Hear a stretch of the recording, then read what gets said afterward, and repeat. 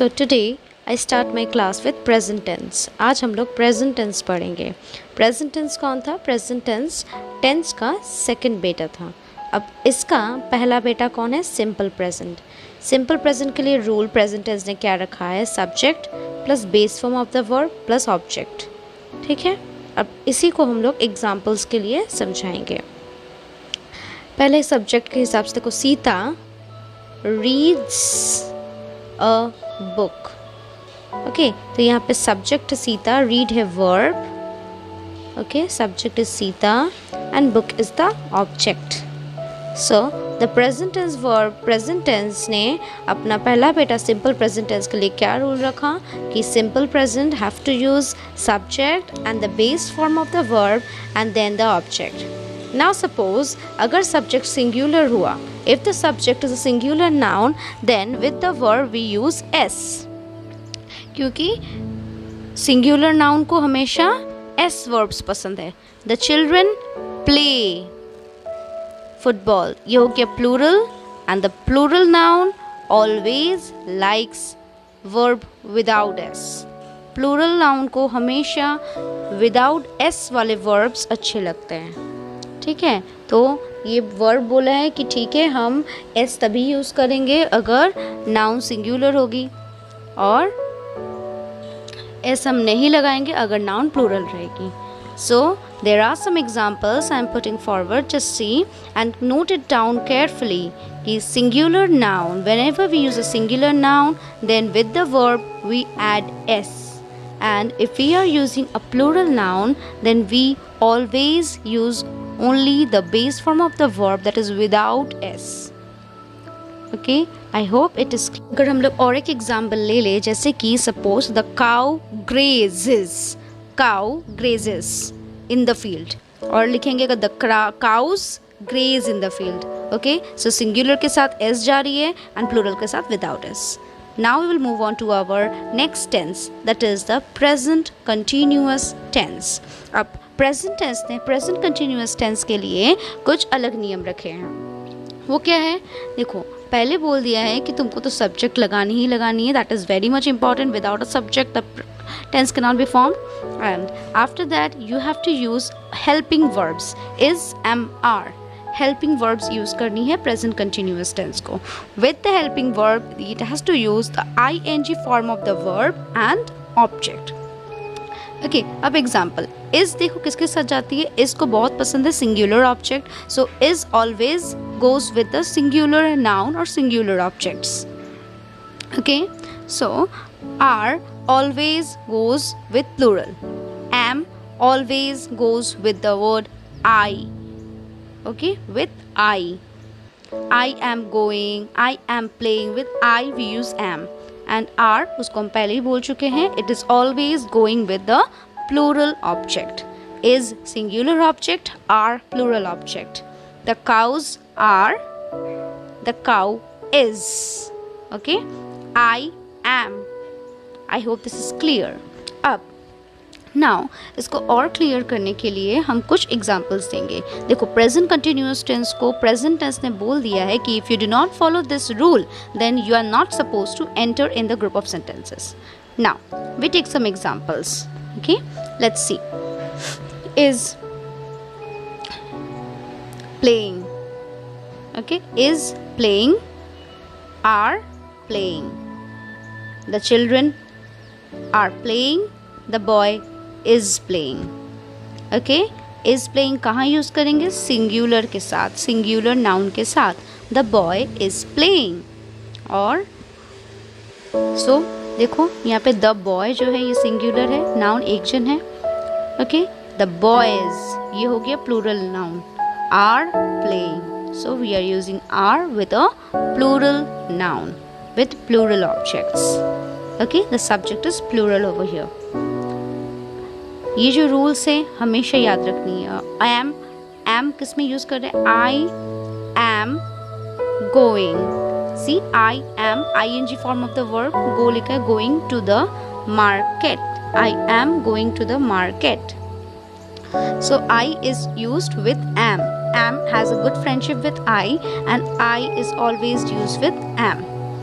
Okay, so I plus am and then ing form of the verb will become the present continuous tense of the verb. So we have to always follow this rule in case of present continuous tense. Okay, if you can note down the rule for your later use. Is singular object, are plural object, am is always going with I. Now we start with the present perfect tense. Okay, so see, this is the third son of present tense. ये तीसरा बेटा है present tense का. Present tense ने इसके लिए अलग rule रखे. What is the rule for this? We have to use subject. Okay, subject is must, then has or have for third form. has good friendship with singular. Has को singular object पसंद है और have को plural object पसंद है. Okay, then comes the third form of the verb. Continuous tense में ing form था और perfect tense में third form है. उसके बाद object, then we add the object. So has, where to use has? Like Rima has. Is a singular object. Rima has. The boy has.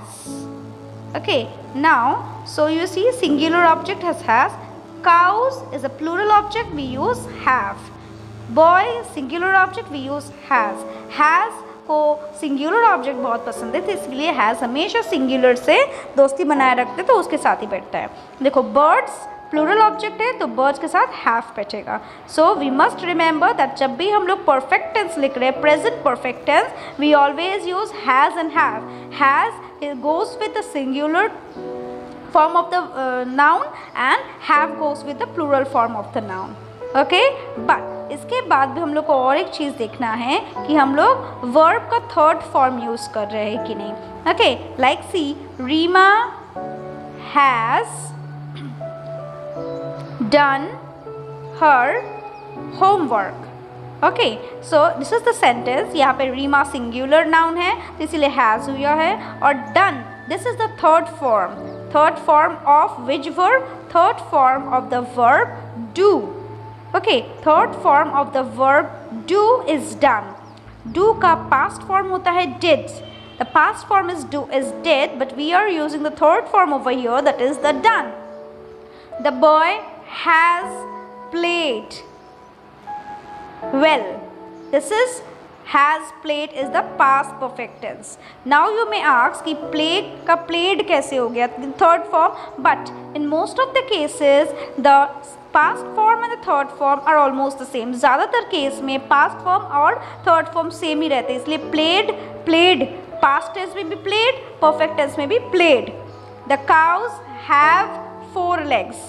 Cows बहुत सारे हैं इसीलिए उसके लिए हम लोग क्या यूज़ किया? हैव यूज़ किया, क्योंकि हैव को पसंद है क्या?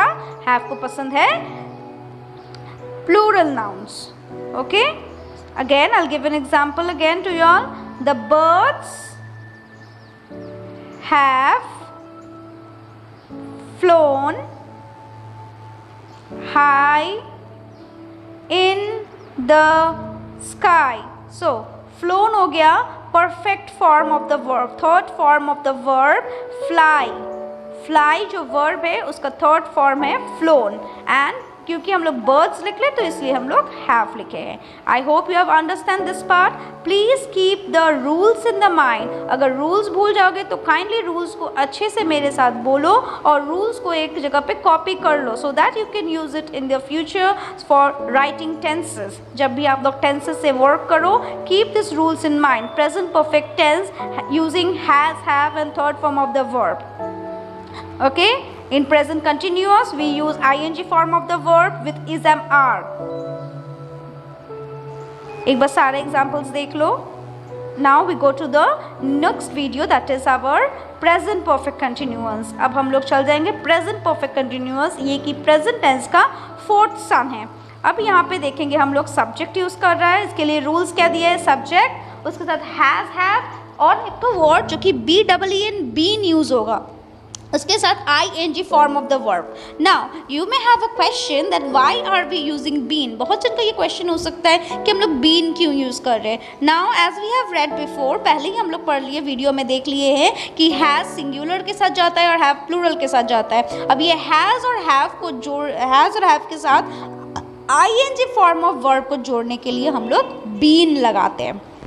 ओके, सो बीन क्यों लगाते हैं यहाँ पे? प्रेजेंट परफेक्ट और कंटिन्यूअस टेंस। हम लोग प्रेजेंट परफेक्ट टेंस और कंटिन्यूअस टेंस, कंटिन्यूअस और परफेक्ट को जोड़ने के लिए हम लोग क्या यूज़ कर रहे हैं? बीन। ओके, और हमेशा याद रखेंगे हम लोग कि हैव, आई एंड यू के साथ हमेशा हम लोग हैव लिखते हैं। Always, I have done, I have been doing, you have done.